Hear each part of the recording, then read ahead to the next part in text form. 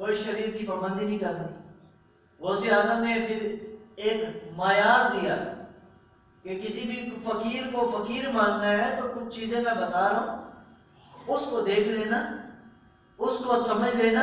اگر اس معیار پر کوئی پورا اترتا ہو تو فرمایا اللہ تعالیٰ نے پھر اس کو اپنی محبت عطا کی ہوگی. اگر ایسی چیز اس کے اندر نہ ہو، کچھ نشانیاں نہ ہو، تو فرمایا اس کے بعد بیٹھنے فضول ہے. فرمایا پہلی چیز تو یہ ہے کہ کسی بھی صوفی کو صوفی ماننا ہو. آج تو ہم ہر کسی کے ساتھ صوفی صاحب کہہ دیتے ہیں، لیکن صوفی کے لیے شرائط آپ نے بیان کی. صوفی کا حال یہ نہیں مطلب کہ تصوف والا وہ جھولا پہن لے. صوفی کے لیے کچھ چیزیں، کچھ عادات، کچھ کردار مقرر ہے. فرمایا پہلی تو چیز کہ صوفی کے اندر دو چیزیں ہوں نبی پاک صلی اللہ علیہ وسلم والی. دو چیزیں، ایک تو یہ شفیق ہو، دوسرا ہو رفیق. شفیق مطلب شفقت والا، کوئی کچھ بھی کہے اس کو معاف کر دے ذاتی طور پر. اسلام کے لیے نہیں کہ اسلام کے لیے کوئی بھونکتا پھرے اور صوفی صاحب کہے نہیں ہم تو کچھ بھی نہیں کہتے، ہم تو امن کی بات کرتے ہیں. یہ بات نہیں ہے، وہ صوفی نہیں. جب ایسی بات ہو تو اس کے لیے بھی ایک حضرت غوث پاک نے ایک شرط رکھی ہے، ایک چیز بیان کی ہے. پہلا ہے وہ شفیق، اس کو کوئی گالی دے، اس کو کوئی جناب بےزتی کرے تو اس کے لیے شفیق ہو، نرم دل ہو، اس کو معاف کرنے والا ہو. شفیق. دوسرا رفیق، جو اس کے ساتھ ہو اس کا حق ادا کرنے والا ہو. جو ساتھ ہو اس کا حق ادا کرنے والا ہو، حق دینے والا. اور فرمایا دو عادات ہوں حضرت ابوبکر صدیق والی، صادق اور مصدق. سچی بات کہنے والا، کوئی کچھ بھی کہے سچی بات کہے. اور مصدق، اچھی بات ہو تو دنیا چاہے مخالف ہو اس کی تصدیق کرے، یار یہ واقعی اچھی ہے، مفاہمت میں نہ پڑے. دو عادتیں ہوں حضرت عمر والی. یہ صوفی کے لیے غوث پاک بتا رہے کہ صوفی کس کو کہنا ہے. آج تو ہر کوئی صوفی، فلاں بھی صوفی تو فلاں بھی صوفی. عادت بتا رہا ہوں. دو عادتیں حضرت عمر والی کہ سب سے پہلے اچھائی کا حکم کرنے والا، اچھے کام کے بارے میں نہیں یار اے ہونا چاہیے. وقت زمانہ کچھ بھی کہے، کچھ بھی کہے، وہ زمانے کے ساتھ نہ چلے بلکہ زمانہ اس کے ساتھ چلے. زمانے کو پیچھے لگائے، وہ زمانے کے پیچھے نہ چلے. اچھائی کا حکم کرے، برائی سے منع کرے. برائی کچھ بھی ہو، غلط کام ہو، وہ یہ نہ کہ یار حالات کیسے ہیں اس کو نہ دیکھے. وہ دیکھے تو اپنے نبی کو دیکھے، اپنے محبوب کو دیکھے. یہ غوث پاک فرماتے ہیں. تیسری فرمایا حضرت عثمان غنی والی دو عادتیں ہیں. ایک رات کو عبادت کرے اور صبح اٹھ کے سخاوت کرے. آپ دیکھ لو کبھی ایسے جو بیٹھے ہوں گے جھولے والے 10-10 سگریٹ لگائے، دیکھ لینا کبھی جا کے. انہیں کہو جناب کسی غریب کی مدد کر دو، وہ کہے گا نہیں ساڑھی مدد کرنا زیادہ ثواب ہے. سخاوت نہیں کریں گے، کسی کی مدد نہیں کریں گے، جو آئے اپنی جیبی چھپائی جائیں گے. یہ ان 2 نمبر پیروں کے بارے میں کہہ رہا ہوں. تو غوث پاک فرماتے ہیں صوفی کسی کو کہنا نا تو صوفی کے لیے یہ ہے کہ رات کو عبادت کرنے والا ہو، تنہائی میں عبادت کرنے والا، صبح اٹھ کر غریبوں کی مدد کرنے والا ہو. مشہور روایت ہے حضرت عثمان کے بارے میں. حضرت عثمان کے پاس کسی نبی علیہ السلام نے کسی غریب کو بھیجا، نیا نیا مسلمان ہوا تھا، اس کے پاس کپڑے نہیں تھے پہننے کے لیے، اس کے پاس گھر نہیں تھا، کسی بچے کا تھا تو عثمان غنی کے گھر کی طرف بھیجا. حضرت عثمان غنی کے گھر پر دستک دی تو اندر سے آواز آ رہی ہے. حضرت عثمان اپنی بیوی کو کہہ رہے کہ خرچہ کم کیا کر، فضول خرچی سے منع رہا کر. اپنی بیوی کو تلقین کر رہے ہیں کہ فضول خرچی نہیں کرنی. اور باہر نبی علیہ السلام نے ایک سائل کو بھیجا ہے مدد کے لیے. آج تو بندہ ایسا ہو کہ یار وہ تو کنجوس ہے گا، ساڑھی کی مدد کرے گا. تو حضرت عثمان غنی کو جب یہ بات دستک دی تو حضرت عثمان باہر آئے، کہا جی سرکار علیہ السلام نے ان کو بھیجا ہے، آپ ان کی کچھ مدد کریں۔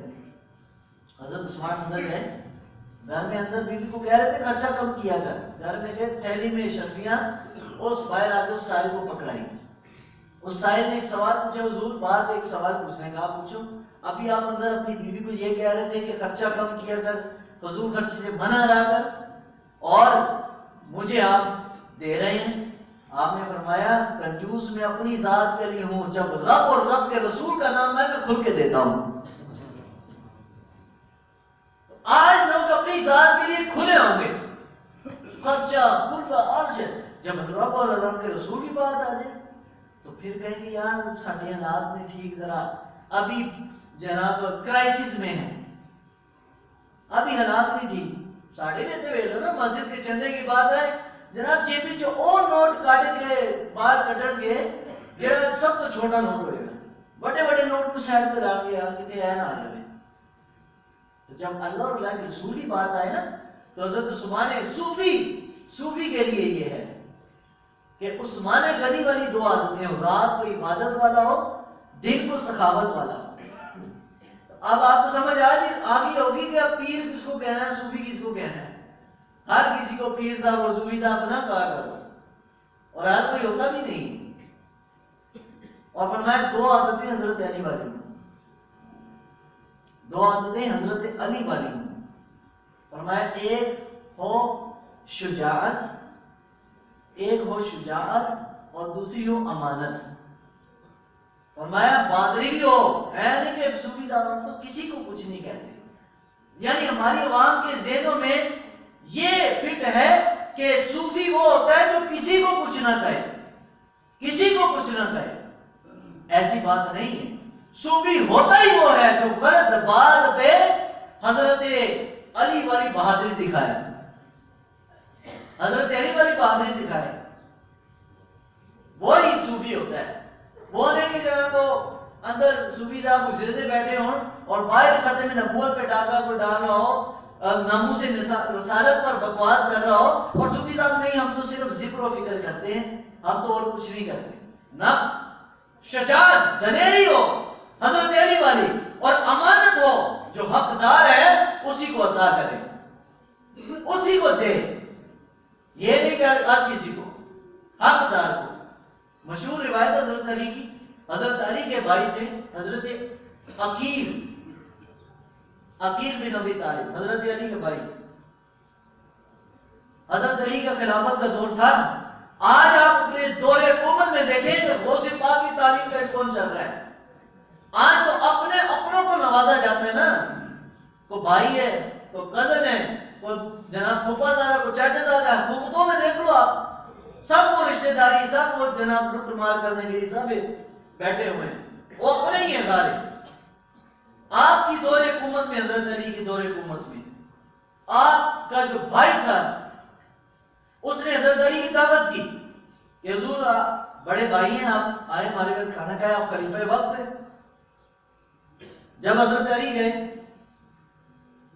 گھر میں کھانے کے لیے، کھانا سامنے رکھا، پنیر، مکھن، گوشت۔ حضرت علی فرمایا کہ یار میں خلیفہ ہو کے میں نے کبھی ایسا کھانا نہیں کھایا، میرا جو وظیفہ ہے سرکاری وظیفہ وہ اتنا نہیں ہے کہ میں اتنی مہنگی چیزیں کھا سکوں، یہ کہاں سے آئی ہے؟ اس نے کہا بھائی جان بات یہ ہے کہ آپ نے جو ہمارا وظیفہ مقرر کیا ہے نا، ہمیں جو بیت المال سے جو زکات ملتی ہے، کہ ہمارے پاس وسائل نہیں ہے نا، حکومت کی مدد ملتی ہے، زکات تو خیر ان پر حرام تھی، زکات اہل بیت پر نہیں، لیکن حکومت کی طرف سے جو وظیفہ ملتا ہے کمزور اور نادار لوگوں کو۔ آج بھی آپ انگلینڈ چلے جائیں، امریکہ چلے جائیں، وہاں پہ جو بے روزگار ہے اس کو الاؤنس ملتا ہے سرکاری، اور یہ حضرت علی کے زمانے سے چلا آ رہا ہے۔ لیکن پاکستان میں وہ چیز نہیں ہے کیونکہ اسلامی حکومت نہیں ہے، لیکن گوروں نے اس چیز کو اپلائی کیا ہوا ہے۔ انہوں نے اپنے ملک کے بے روزگار لوگوں کو وہ سرکاری الاؤنس دیتے ہیں، کوئی بچہ پیدا ہو جائے اس کے مہینے کے 50 پاؤنڈ اس کو دیے جاتے ہیں، 50 پاؤنڈ انگلینڈ کے اندر۔ حضرت علی کے زمانے میں ایسا تھا. حضرت علی کا بھائی بے روزگار تھا, حکومت کی طرف سے اس کو بیت المال, خالی حضرت علی کے بھائی کو نہیں, سب جو بے روزگار تھا اس کو دیا جاتا تھا. بات کیا, آپ کو بات سنا رہا, امانت کی. غوث پاک نے فرمایا کہ حضرت علی والی دو عادتیں ہوں, ایک شجاعت ہو, دلیری, غلط بات پہ دلیر ہو, کہے ہو غلط ہے, ہمیں زمانہ خلاف ہوتا ہے تو ہوتا رہے. آپ نے سیاست اور زمانے کو نہیں دیکھنا, بلکہ دیکھنا کہ رسول اللہ کیا فرماتے ہیں.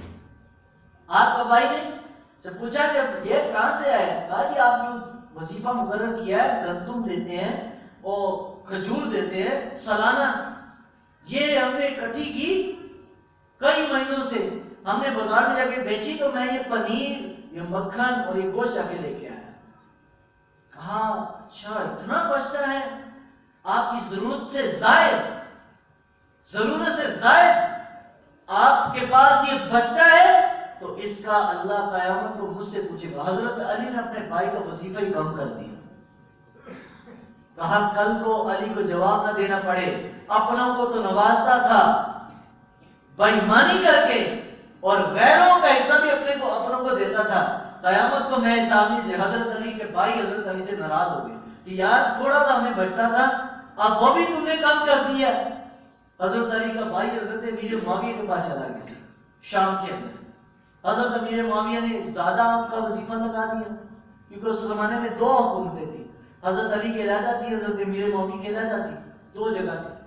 تو وہ آپ کے حضرت امیر معاویہ کے پاس چلا گیا. تو اس نے حضرت امیر معاویہ نے پوچھا یار تم کیوں آیا؟ کہا جی میرے بھائی نے وظیفہ کم کر دیا, میں ناراض ہوں. کہا یار ٹھیک ہے میں اسے ڈبل تجھے دیتا ہوں. تو اس بات پر انہوں کو سیاست نہیں کی, لیکن یہ بتایا کہ امانت اسی کو دی جائے گی جو اس کا حقدار ہے. تو آج صوفیوں کو دیکھو نا ذرا, جو صوفی کہنے والے اپنے آپ کو جولے ڈالے لمبے لمبے, نماز کبھی پڑھ کے دیکھی کوئی نہیں, قرآن کبھی کھول کے دیکھا کوئی نہیں, علم نہ دور دور تک تعلق کوئی نہیں, تو لوگ کہتے ہیں بہت بڑی سرکار ہے, یہ پھونک مار دے تو بندے کو آگ لگا دیتی ہے, یہ تعویذ لکھے تو بندہ مر جاتا ہے. اور میں کہتا ہوں اگر اس زمانے میں جو ایسے اندھا دودھ پیروں کو ماننے والے, اگر دجال آ گیا تو یہ تو اس کو بھی خدا مان بیٹھیں گے. یہی لوگ جو ان پیروں کو کہہ رہے بڑی پہنچی سرکار ہے, اور دجال نے تو اس سے بڑھ کر کام کر کے دکھانے, تو کیا دجال کو خدا مانو گے؟ نہ, معیار مقرر کرو. غوث پاک نے معیار مقرر کیا ہر چیز کا, تاکہ کھوٹے اور کھرے میں پہچان ہو جائے کہ اے کھوٹا تے اے کھرا ہے. لوگوں نے آج اگر کوئی پلاٹ دیکھنا ہو تو بڑا جناب وزٹ کریں گے, بہت دیکھیں گے, بہت تصدیق, بہت پرکھیں گے اس کو.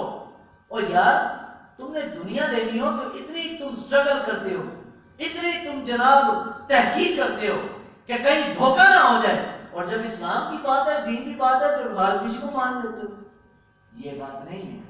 مانو تو پرکھ کے مانو, پرکھ کے مانو کہ یار علم دین بھی ڈال دیتے نہیں ایسے کو جناب کوئی قرآن و سنت دے نال کوئی بنتی گشایا بھی ہے کہ نہیں, تو بات ٹھیک ہے, جنہوں بھی بیکیا تو مان چھڑیا.